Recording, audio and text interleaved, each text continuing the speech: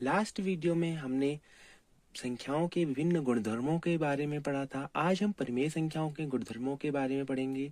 सबसे पहला पहला जो गुण है वो है संवृत या संवरक गुण। इसमें दो संख्याएं हमारे पास हैं, अगर हम उनके बीच संक्रिया कराते हैं तो नई संख्या हमें प्राप्त होती है वो उसी समूह से होती है जिस समूह से हमने जो प्रारंभ में दो संख्याएं ली थी। अब हम देखते हैं योग की संक्रिया देखते हैं परिमेय संख्याओं में। मैंने दो परिमेय संख्या ली, 1/2 और 3/2। इनका जो योग निकल के आया 4/2 बराबर 2, जो कि एक परिमेय संख्या है। अतः जो परिमेय संख्या है वो योग के अंदर क्या है, संवृत है। अगला हम देखते हैं व्यवकलन यानी कि घटाना। अगर हम दो परिमेय संख्याओं को आपस में घटाएंगे तो हमें नई संख्या जो प्राप्त होती है वो भी एक परिमेय संख्या प्राप्त होती है। अतः परिमेय संख्या भी व्यवकलन के अंदर जो है संवरक गुण दर्शाती है। अगला हमारा है गुणन। गुणन में अगर हम दो परिमेय संख्याओं का आपस में गुणन करेंगे जो हमें नई संख्या प्राप्त होगी वो भी क्या होगी, एक परिमेय संख्या होगी। अतः परिमेय संख्या गुणन के अंदर भी संवरक गुण को दर्शाती है। अगला है भाग। भाग में अगर हम दो संख्याएं परिमेय संख्या लेते हैं तो उनका जो उनसे नई संख्या जो हमें प्राप्त होती है वो भी एक परिमेय संख्या प्राप्त होती है। लेकिन जो जीरो है वो भी एक परिमेय संख्या है। लेकिन अगर हम किसी भी संख्या को जीरो से भाग देंगे किसी परिमेय संख्या को तो वो अपरिभाषित हो जाएगा। अतः जो भाग है वो परिमेय संख्या जो भाग की संक्रिया है परिमेय संख्याओं में वो संवरक गुण को नहीं दर्शाती है, जबकि योग में दर्शाता है संवरक गुण परिमेय संख्या है, और व्यवकलन में दर्शाती है, गुणन में दर्शाती है, लेकिन भाग में नहीं दर्शाती है। अब हम परिमेय संख्याओं के अगले गुणधर्म के बारे में पढ़ेंगे जो है क्रम विनिमेयता। क्रम विनिमेयता गुण में अगर हम किसी समूह से दो संख्याओं के बीच संक्रिया कराते हैं तो अगर हम उनका क्रम चेंज कर दें तो भी क्या है, उनमें कोई अंतर नहीं आएगा, दोनों बराबर ही रहेंगे। जैसे अगर हम योग की बात करें, अगर हम दो परिमेय संख्याओं को आपस में जोड़ते हैं a प्लस बी, तो अगर हम उसका क्रम चेंज करते हैं b प्लस a कर दें तो भी क्या है वो आपस में बराबर होनी चाहिए। देखते हैं क्या परिमेय संख्या इस गुण को दर्शाती है। 1/3 एक परिमेय संख्या ली हमने और एक 2/3 परिमेय संख्या ली। दोनों को यहाँ हमने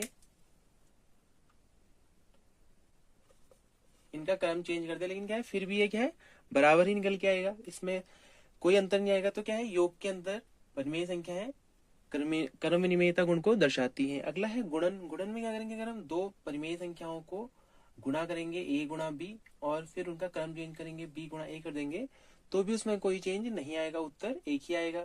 जैसे हमने यहाँ दो परिमेय संख्या लिए 5/4 गुणा 3/8, फिर हमने 3/8 को आगे ले लिया, 5/4 को पीछे कर दिया, फिर भी क्या है ये बराबर ही निकल के आता है। तो गुणन के अंदर भी जो है परिमेय संख्या है क्रम विनिमेय गुण को दर्शाती है। अगला है व्यवकलन यानी कि घटाने की संक्रिया। घटाने में अगर हम दो परिमेय संख्याएं लेते हैं a और b जो कि है परिमेय संख्या है, अगर हम a में से b को घटाते हैं फिर b में से a को घटाते हैं तो दोनों क्या है बराबर नहीं होते हैं। इसलिए क्या है व्यवकलन या घटाने के अंदर जो है परिमेय संख्या है क्रम विनिमेयता गुण को नहीं दर्शाती है। अगला है हमारा भाग। भाग में अगर हम दो परिमेय संख्या लेंगे उनका आपस में भागा कराएंगे तो अगर हम उनका क्रम चेंज कर देंगे तो उससे क्या है ये दोनों जो है बराबर उत्तर नहीं निकल के आएगा। देखिए हमने यहाँ पे दो परिमेय संख्या ली 1/2 और 3/2, इनको हमने भागा 1/2 को 3/2 से भागा दिया तो 1/3 निकल के आया। लेकिन अगर हमने 3/2 को 1/2 से भागा दिया तो 3 निकल के आया। तो ये दोनों क्या है बराबर नहीं है, इसलिए जो है परिमेय संख्या है भाग के अंतर्गत क्रम विनिमेयता गुण को नहीं दर्शाती है। अब हम परिमेय संख्याओं के अगले गुणधर्म के बारे में बात करेंगे जो है हमारा साहचर्य का गुण।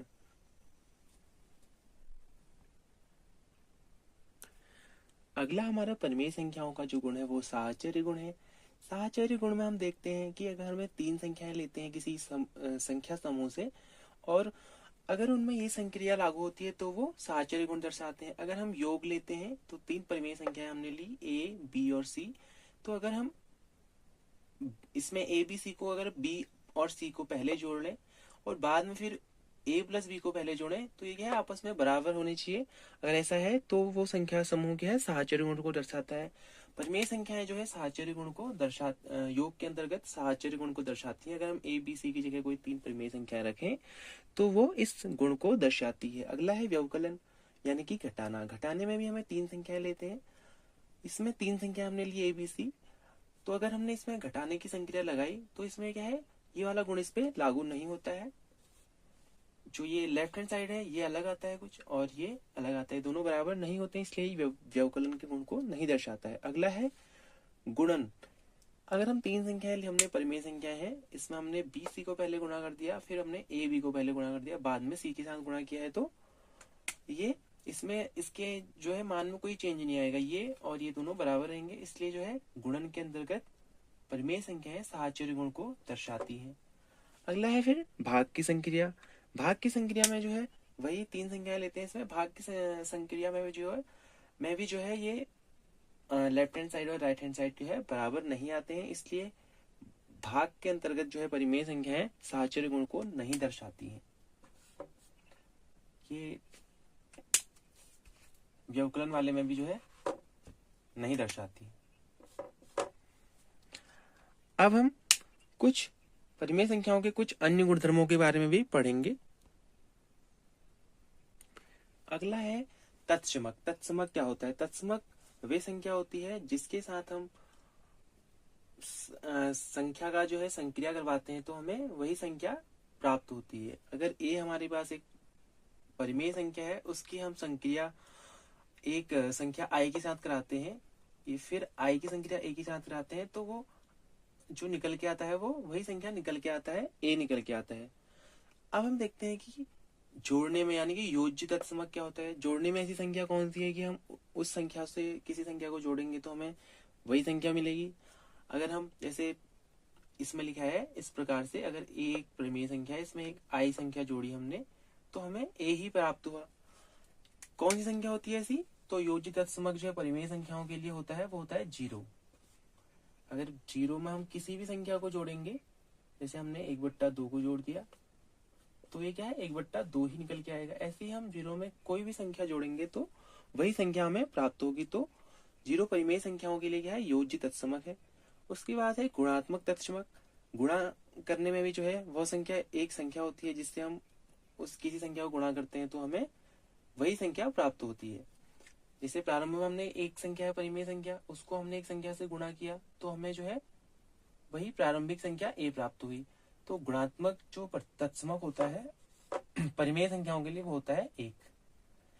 यही हमने फिर से एक परिमेय संख्या ले ली 3/5, इसको हमने 1 से गुणा किया, या हमने 1 को 3/5 से गुणा किया ऐसे, तो ये क्या है, पहले वही जो प्रारंभिक संख्या है वही निकल के आता है। तो गुणात्मक तत्समक क्या होता है, परिमेय संख्याओं के लिए 1, योज्य तत्समक परिमेय संख्याओं के लिए योज्य तत्समक होता है 0, गुणात्मक तत्समक 1। अब हम देखते हैं गुणात्मक प्रतिलोम। गुणात्मक प्रतिलोम परिमेय संख्याओं के लिए वह संख्या होती है जिसको हम अगर किसी परिमेय संख्या से गुणा करते हैं तो हमें जो है गुणात्मक तत्समक प्राप्त होता है। परिमेय संख्याओं के लिए गुणात्मक तत्समक कितना होता है, 1 होता है।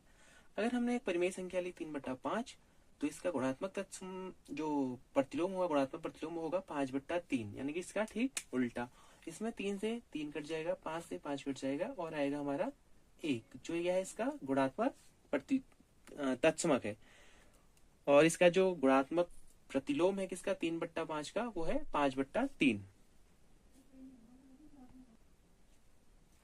परिमेय संख्याओं के लिए एक और गुण होता है वितरकता।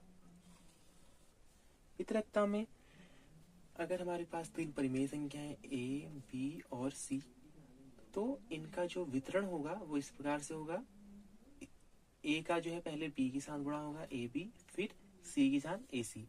ऐसे अगर गुणन और घटाना एक साथ हो रहा है तो इसमें से पहले a का b के साथ गुणन होगा, फिर ऋण का चिन्ह है, ऋण का चिन्ह लगेगा, फिर a का c के साथ गुणा होगा, तो ये हो जाएगा ab माइनस ac, और ये वाला हो जाएगा ab प्लस ac। तो ये है वितरकता का नियम। तो आज के वीडियो में हमने जो है परिमेय संख्याओं के सभी गुणधर्मों के बारे में पढ़ लिया है। अब हम जो प्रश्नावली बनाएंगे वो हम जो है जितना हमने पढ़ा है उसके आधार पर बनाएंगे, तो हमें सवालों को बनाने में बिल्कुल भी कठिनाई नहीं होगी। अब हम अगली वीडियो में जो है प्रश्नावली करेंगे। इस वीडियो में इतना ही।